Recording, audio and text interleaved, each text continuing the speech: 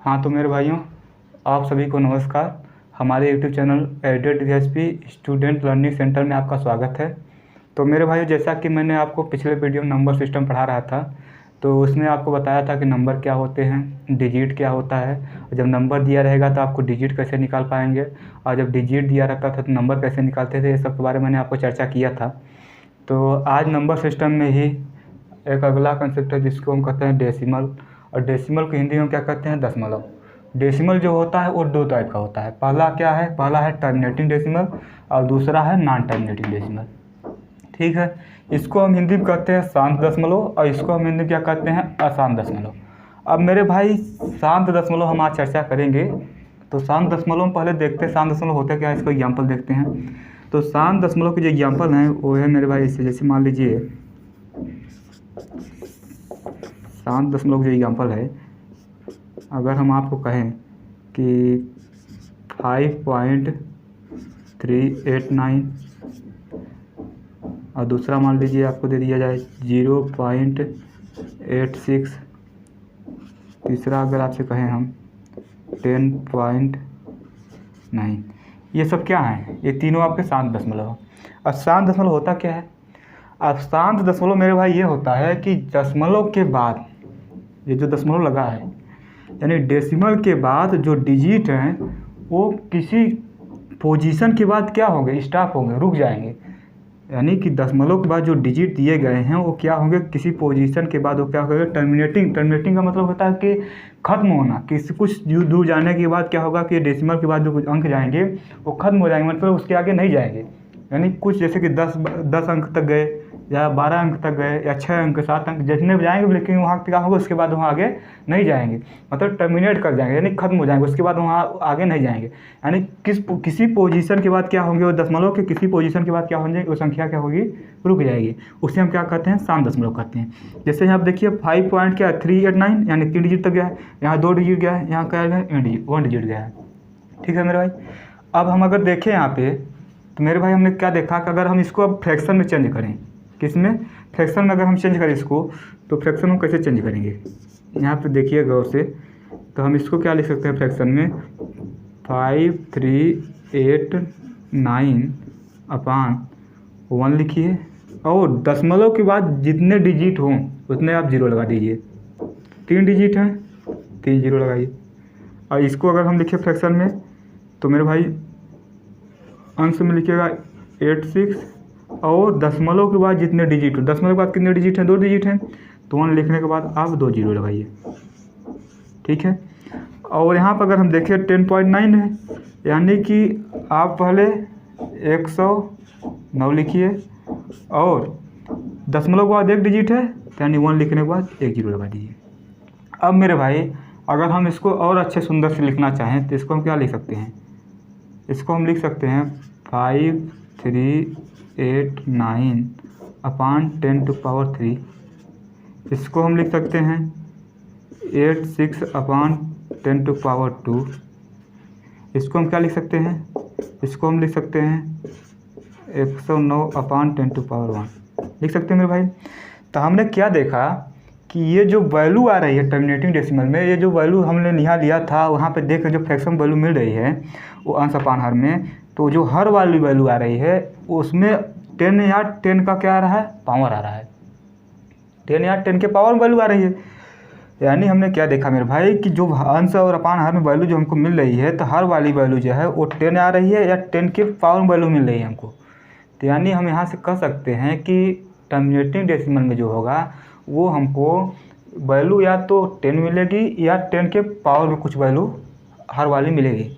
ठीक है, तो अगर अब हम देखें यहाँ पे, अगर हम यहाँ पे देखें, अगर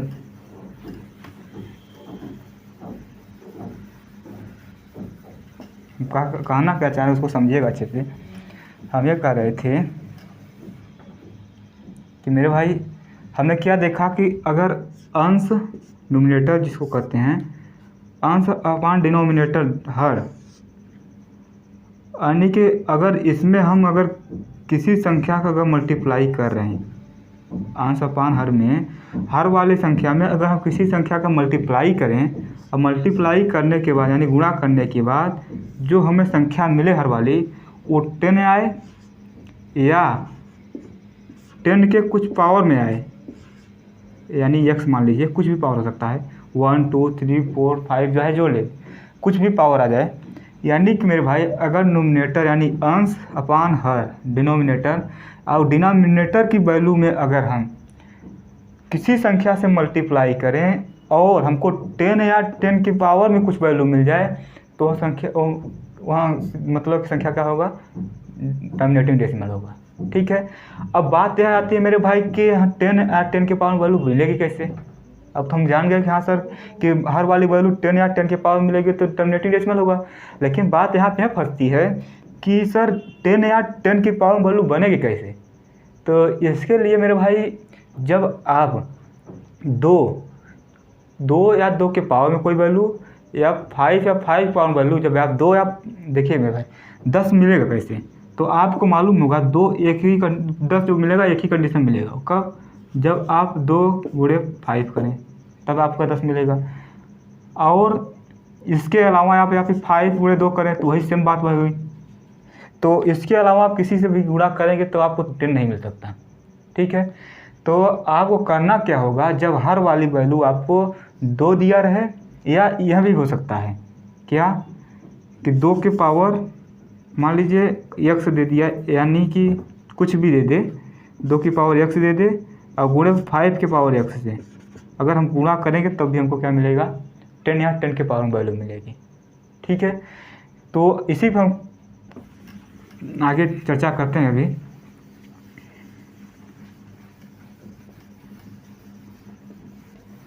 तो हमने कहा आपसे कि वैल्यू जो आपको हर वाली मिलेगी, अगर हम आपसे यहीं पे कहें कि 5/3 जो है वो टर्मिनेटिंग डेसिमल है या नहीं है, तो आप कहेंगे सर टर्मिनेटिंग डेसिमल तब होगा जब नीचे हर वाली वैल्यू को हम 10 या 10 के पावर में बना लें। और लेकिन सर यहाँ पे जब 3 है, 3 में हम किसी भी संख्या से मल्टीप्लाई करेंगे, यहाँ जो 3 दिया गया हर वाली वैल्यू, यहाँ पे हम किसी भी संख्या से मल्टीप्लाई करेंगे तो हम यहाँ पे 10 नहीं पाएंगे। हम यहाँ पे किसी भी संख्या से मल्टीप्लाई कर लें, हमको यहाँ पे 10 या 10 का पावर में कोई वैल्यू नहीं मिलेगी। तो यहाँ से हमको यहाँ पता चला मेरे भाई, तो इसलिए यहाँ वैल्यू क्या है, ये जो फ्रैक्शन दिया गया है यहाँ टर्मिनेटिंग डेसिमल नहीं होगा, यह क्या होगा, नॉन टर्मिनेटिंग डेसिमल हो जाएगा। क्यों हो जाएगा, अगर हम यहाँ पे देखेंगे, अगर इसका हम भाग देंगे तो क्या होगा, 1.66 ऐसे ही वैल्यू क्या होगी आगे तक टर्मिनेट करते चली जाएगी। मतलब नॉन टर्मिनेटिंग यानी कि कोई पता ही नहीं कहाँ तक जाएगी, इसका कोई निश्चित नहीं है। लेकिन टर्मिनेटिंग में होता क्या है, टर्मिनेटिंग में होता क्या है कि जो वैल्यू रहती है वो कुछ टाइम, दशमलव के कुछ टाइम बाद यानी कुछ पोजीशन के बाद क्या हो जाती है, वो स्टॉप हो जाती है, रुक जाती है।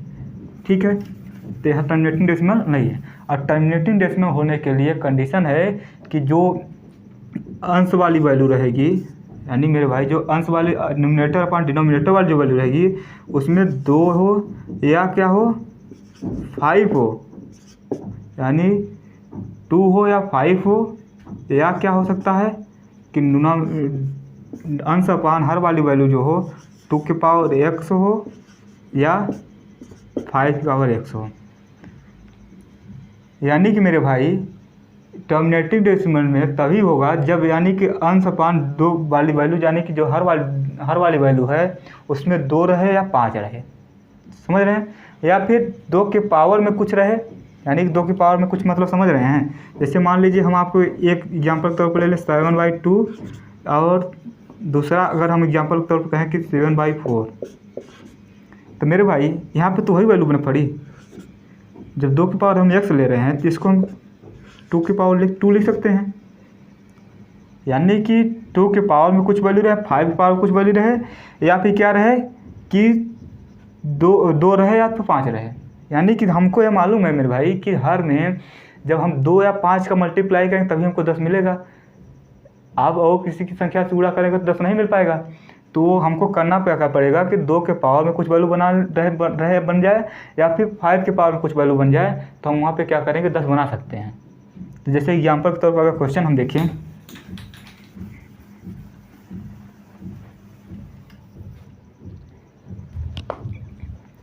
तो मेरे भाई अगर एग्जाम्पल के तौर पर हम क्वेश्चन यहाँ पे देखें तो 7/2 दे दिया, 2 दिया है, अब हम यहाँ पे हर वाले वैल्यू को 10 बना सकते हैं। कैसे बनाएंगे? अगर हम अंश और हर में 5 से मल्टीप्लाई कर दें तो हमें क्या मिलेगा? 35 आ जाएगा, और 5 गुना कितना हो जाएगा? 10 हो जाएगा, 10 हो जाएगा। ठीक है मेरे भाई। अब अगर हम इसको देखें तो यहाँ पे क्या होगा कि 3.5, एक अंक के बाद दशमलव लग जाएगा, 0 है तो हमें यहाँ क्या मिला? ये हमारा आंसर मिल जाएगा। अब अगर यहीं पे हम देखें 7/4, इसमें हम क्या करें? इसमें मेरे भाई ये वैल्यू क्या है? 2 के पावर 2 है। तो यानी कि अगर हम यहाँ पे 5 के पावर 2 से मल्टीप्लाई करें तब जाकर हमको यहाँ क्या मिलेगा? 10 की पावर में वैल्यू मिलेगी या 10 मिलेगा। तो हम यहाँ पे क्या करें? 25 से अंश और हमें क्या कर दें? मल्टीप्लाई कर दें। तो जब करेंगे मेरे भाई तो यहाँ पे क्या होगा? यहाँ आपको जो वैल्यू मिलेगी 25 और 70 कितना हो जाएगा? 175/100। और जब 2 0 है, 2 अंक के बाद दशमलव लग जाएगा, यानी 1.75। ठीक है मेरे भाई। अब बात यह आती है मेरे भाई कि इसी वाले क्वेश्चन को अगर हम देखें तो हम ऐसे भी कर सकते थे 7/2 के पावर 2 इंटू, इसको अगर हम 25 से जब गुणा कर रहे हैं, या यहाँ पे देखें, अगर यहीं पर अगर हम देखें इसको तो 175 इस वाले को हम क्या लिख सकते हैं? अगर यहाँ से अगर हम इसको तोड़ें तो यहाँ पे लिख सकते हैं क्या? 2 के पावर 2 इंटू 5 पावर 2। यानी यहाँ से हम यह कह सकते हैं मेरे भाई कि 2 के पावर 2 है, 5 पावर भी 2 है, यानी कि जो दशमलव हमारा होगा वो 2 डिजिट के बाद लगेगा। यानी कि यहाँ से हम यहाँ कर सकते हैं कि मेरे भाई जब पावर 2 है, 2 के पावर अगर 2 है तो दशमलव 2 के बाद लगेगा, 2 डिजिट के बाद दशमलव आएगा। 5 के पावर भी 2 है तो 2 के बाद लगेगा। यानी कि यहाँ से हम यहाँ कह सकते हैं कि दशमलव 2 डिजिट के बाद क्या लगाएंगे? दशमलव लगाएंगे, तो हमारे ये आंसर मिलेगा। अब इसी प्रकार अगर हम यहाँ पे देखें,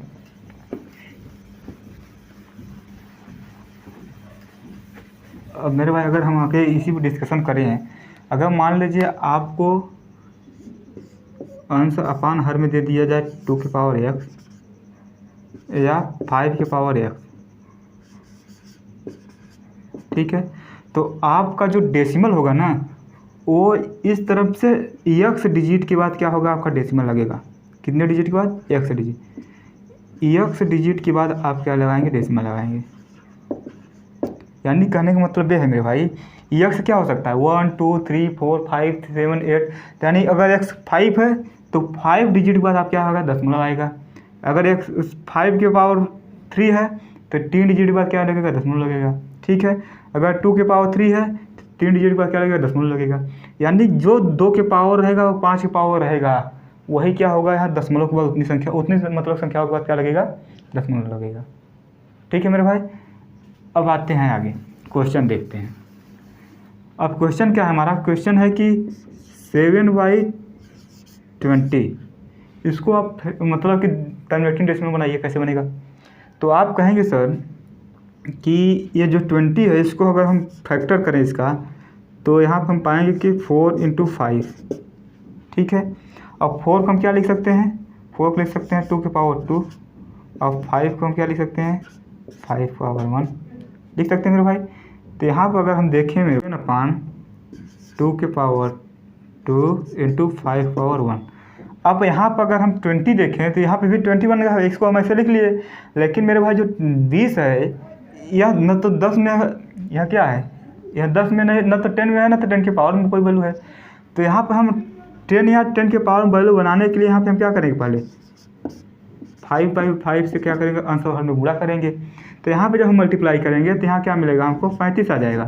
और नीचे जब हम करेंगे तो 2 के पावर 2 इंटू, अब गुणा में क्या होता है? पावर ऐड हो जाता है, यानी यहाँ भी 1 है, यहाँ भी 1 है, यानी 5 की पावर क्या हो जाएगा? 2 हो जाएगा। ठीक है मेरे भाई। अब यहाँ पर अगर हम देखें, हमने अभी पीछे बताया आपको, जब x वैल्यू करेंगे तो x डिजिट के बाद क्या हो जाएगा? दशमलव लग जाएगा। यहाँ पे पावर क्या है? 2 के पावर भी 5, 2 के पावर भी 2 है और 5 पावर भी 2 है, यानी कि यहाँ पे से 2 डिजिट के बाद क्या लगेगा? दशमलव लगेगा। और 2 डिजिट के ऊपर अंश जिन्हें दिया है, क्या दिया है? 5 दिया है, 3 दिया है, यानी यहाँ पे दशमलव लगेगा और इसके आगे आपका क्या होगा? 0 हो जाएगा।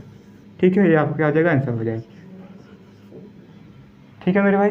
और अगर आप ऐसे भी कर सकते हैं इसको 35 अपन इसको अगर करेंगे 25, 25 चौका 100 और 2 जीरो है तो 2 के अंक का क्या होगा, दशमलव लग जाएगा। वही बात पड़ी मेरे भाई। ठीक है, अब अगला क्वेश्चन लेते हैं।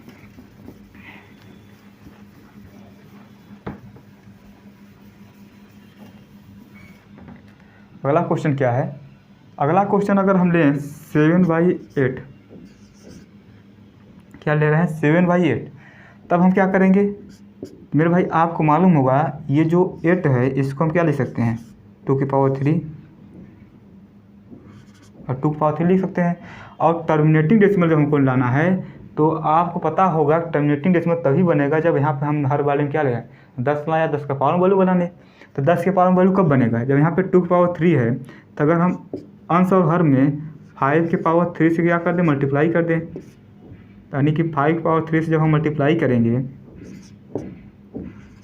और इसको हमने क्या लिखा 2 की पावर 3, तो यहाँ हम क्या लिख सकते हैं 2 की पावर 3 लिख सकते हैं। अब 5 की पावर 3 हो गया।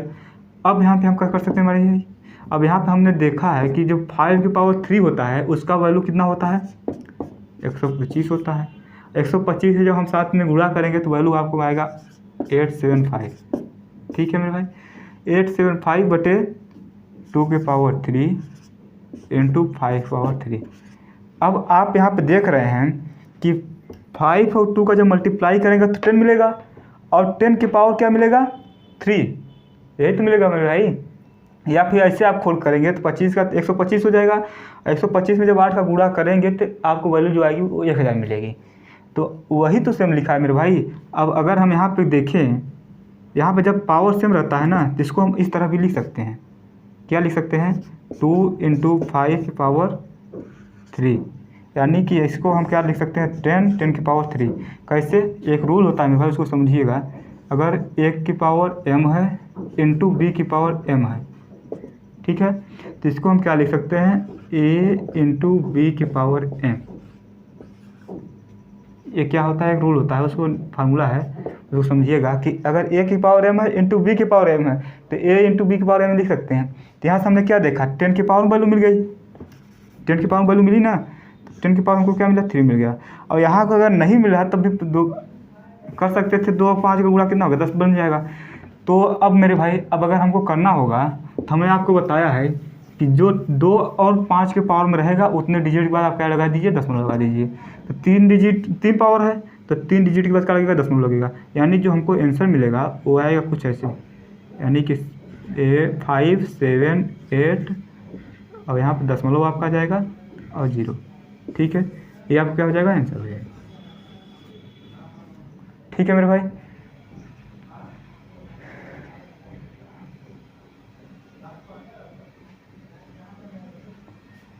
तो अब हम अगले वीडियो में आपसे चर्चा करेंगे कि नॉन टर्मिनेटिंग डेसिमल क्या होता है, और उसके बाद मैं क्वेश्चन पे आऊँगा, क्वेश्चन पे इसके बाद बनते हैं दोनों पर। तो नेक्स्ट वीडियो में मिलते हैं, धन्यवाद।